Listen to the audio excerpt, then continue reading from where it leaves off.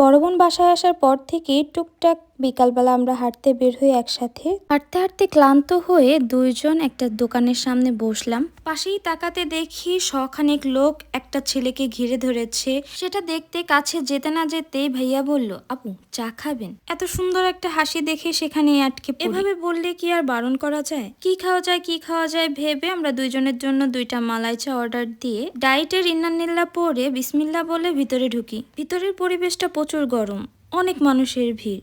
আমি চিন্তা করছি সবাই কি আমার মতো ভাইয়াকেই দেখতে আসছি নাকি চা খেতে আসছি। তারপর একটা সিট পেলাম, এখানে বসে পড়লাম। ওয়েট করছি আমাদের চাটা কখন আসবে। এই তো ফাইনালি আমাদের চা চলে আসছে। চার লুকটা কি জোস। কাপেও দেখি সুদর্শন পুরুষের ছবি। পোলা পাবলিক ডিমান্ড ট্রেন্ড সবকিছু অনেক সুন্দরভাবেই মেনটেন করেছে। চাটা প্রথম চুমুক দিতেই বুঝলাম না সবাই ভাইয়াকে দেখতে আসে নাই, চা খেতেই আসছে। চাটা দেখতে যেমন সুন্দর, খেতেও অনেক মজা। আমাদের বিল হয়েছিল 80 টাকা। বিল দিতে যেয়ে জিজ্ঞাসা করলো, আপু চা ঠিক ছিল? এতেই বোঝা যায় সে কিন্তু কাস্টমারের সাথেও সুসম্পর্ক রেখেছে। এখন বলো হইচইয়ের চা কেমন লাগলো তোমার কাছে? এক কথায় অসাধারণ, চা মানেই হইচই।